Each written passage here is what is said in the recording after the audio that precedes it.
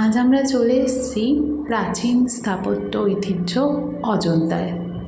এখান থেকে আমাদের গাড়ি নামিয়েছে বাসে করে, অজন্তার গেট অবধি যাব।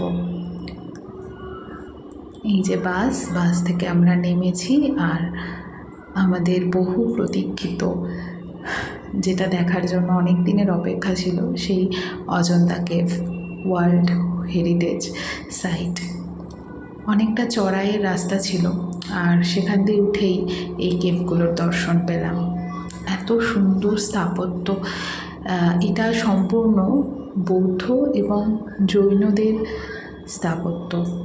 তখনকার রাজারা এবং তখনকার যারা বৌদ্ধ ধর্মাবলম্বী ছিলেন এবং জৈন ধর্মাবলম্বী ছিলেন, তারা বানিয়েছিলেন।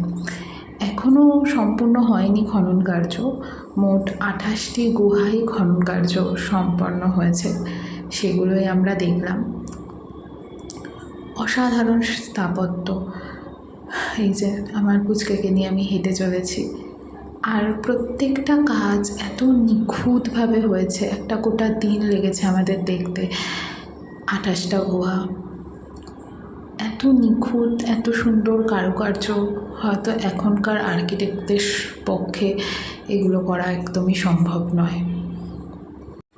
এগুলো না দেখলে সত্যি অনেক কিছু দেখা হতো না।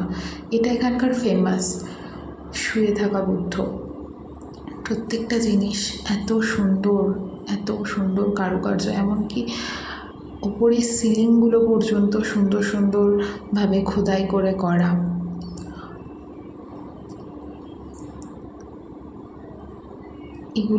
গুহাগুলি আমরা সবকটা দেখতে পারিনি, কারণ 26 অবধি গুহা খোলা ছিল, 27-28 বন্ধ ছিল।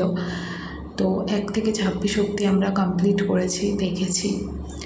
আমরা ঔরঙ্গাবাদ থেকে, যেটা এখন বর্তমানে সাম্ভাজিনগর, সেখান থেকে গাড়ি করে প্রায় 3.5 ঘন্টা লেগেছে। গাড়ি করে আমরা অজন্তা অবধি গেছি। ওখানে গাড়ি নামিয়ে দিয়েছে, তারপর গভর্নমেন্ট বাস ছিল, সেই গভর্নমেন্ট বাস করে আমরা একদম অজন্তার গেট অবধি গিয়েছিলাম। আর সবথেকে ভালো, ওখানে বেবি কেয়ার রুম ছিল। বেবিকে পরিষ্কার পরিচ্ছন্ন করা, ফিডিং করানোর জন্য আলাদা খুব সুন্দর একটা রুমের বন্দোবস্ত ছিল। পরের দিন যখন ইলোরায় গেলাম, ইলোরাতেও এই ব্যবস্থাটা ছিল। সত্যি মানে কষ্ট তো হয়েছে বাচ্চাকে নিয়ে এত দূরে ওঠা, বাট কষ্টটা কিছুটা লাঘব করার জন্য ওখানকার গভর্নমেন্ট এই ব্যবস্থাটা করেছে। ভীষণ ভালো লাগলো। বেশিরভাগ গুহাই অন্ধকার ছিল, ক্লিয়ারলি সব কিছু বোঝা যাচ্ছে না। আর ওরা মেন স্থাপত্যগুলোর সামনে লাইট রেখেছিল, আর দেওয়ালে এত সুন্দর কালার দিয়ে কারুকার্য করা। কিছু নষ্ট হয়ে গেছে কালের সময়ের জন্য, কিন্তু কিছু রয়েছে। সত্যি অসাধারণ কীর্তি।